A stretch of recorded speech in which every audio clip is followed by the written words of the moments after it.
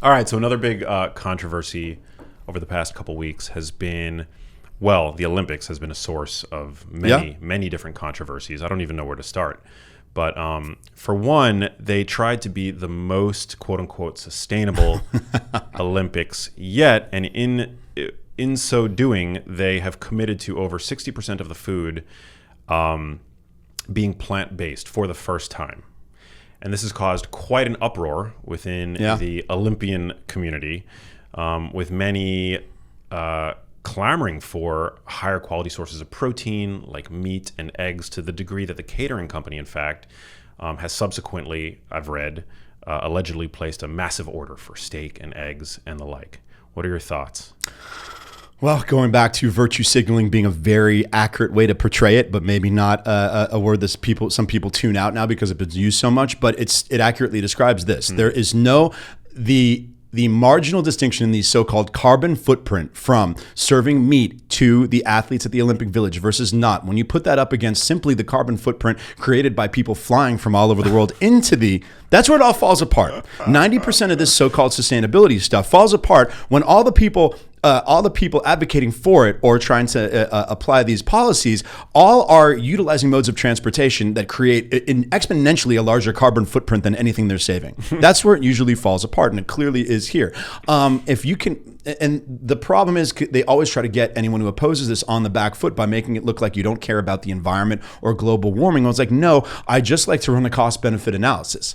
I just like things to make sense, right? And that we have to just accept that some aspects of modernity, like being able to get on a plane and fly in 10 hours to another continent, these are things that these are advancements in civilization and society, and they're not going anywhere, and people are going to keep on using them. So to the extent that we can reduce our carbon footprint or support sustainability initiatives without giving up the basic vestiges of modern life and human advancement, like air travel or higher quality food, I mean, we're going to run that cost-benefit analysis. In what universe is the cost-benefit analysis of disrupting the diet of Olympic athletes who have literally been training their entire lives, of which nutrition is a basic component of their training? How on earth is disrupting that to reduce the carbon footprint of the universe by 0.00000000001%? How does that cost-benefit work out in a million years? And so you look at it and you're like, oh, okay, this is an organization, an institution that simply wants to look like they're obeying the orthodoxies of modern progressive institutions. That's it. There's no other benefit other than compliance and conformity. Yeah, absolutely. I mean, it feels like gaslighting. I mean, these are the world's elite athletes. Yes. Who have had their nutrition so dialed so as to be able to perform at the level that they are able to perform at. And here you have whatever authority is in charge of determining the food on site at the Olympics, limiting options to high quality animal source foods, to me just seems absolutely insane. Yeah, kind of. Yeah. What's the rest of Paris doing right now? Do you think steak frites stopped for 2 weeks because of the Olympics? Think nobody's serving ham or steak frites in the rest of Paris that's going to dwarf any marginal benefit from supposed sustainability. So yeah, that's it. I mean, it's not that people are necessarily anti-environment or want to be dismissive about concerns but that we're not dealing with Mr. Burns and the Springfield power plant, dumping toxic waste in a river for drinking water for children. That's not what's happening here. But they want to assert that that's the case. That if you oppose any sustainability initiatives, that you're simply being dismissive of any concerns about the environment. Correct. No, you just have to balance out people's ability to function in a modern society with sustainability initiatives and look for where it makes sense and where it doesn't. And in this case, it absolutely did not. Yeah. Yeah, and also it's a very ethnocentric, first world privileged position. I mean, these athletes are coming from all over the world. Yes, there absolutely. are no hunter-gatherer tribes that are vegan. I mean, it's humans are incredibly adaptable, and you bring together the world's most prized athletes, and it just seems like it's almost like they were trying to piss people off. I don't think they're trying to. I think that gives them too much credit. I'm telling you, the people involved at the heads of these organizations, and this is where people, I think, go a little stray in a lot of the criticism around the World Economic Forum, in that a lot of stupid ideas come out of the World Economic Forum.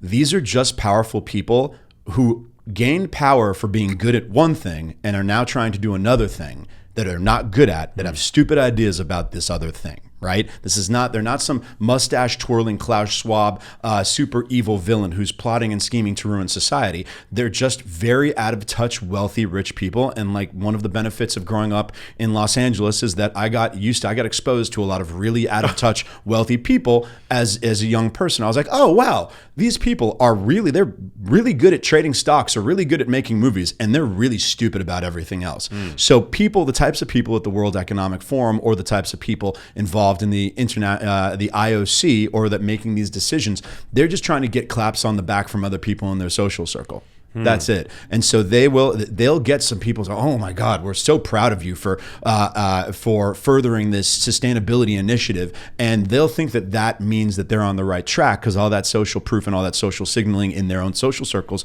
supports that. And they're not thinking it through beyond that. And then they can go vilify and demonize whoever disagrees with them as a meanie, toxic, reactionary, knuckle dragger. Yeah.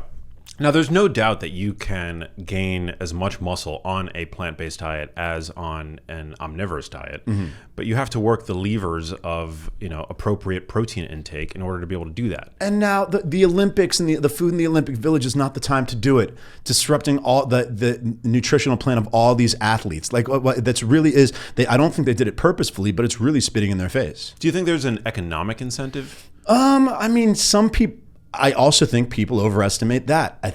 I'm telling you, it's the social signaling proof. It's the desire to want to portray yourself as the good guy, or virtue signaling, right?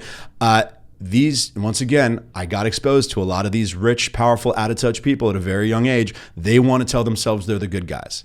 Absolutely. If they said that that evolved, savvy people are in favor of sustainability initiatives and want to reduce carbon footprint, and that's going to be their North Star that's going to drag them. The whole idea that they went and spent all this money and then, wanted to replace more expensive meat with cheaper vegetables, I don't really think that moved the needle too much on their budget. I think they really wanted to look like they just wanted to signal that they're in favor of sustainability initiatives at the expense of everything else. Yeah, it feels really good when you're on a moral high horse. Yeah, it's a great sugar high. Yeah, it's a great sugar high. Absolutely. Wow, I love that. Hey, if you like that video, you need to check out this one here, and I'll see you there.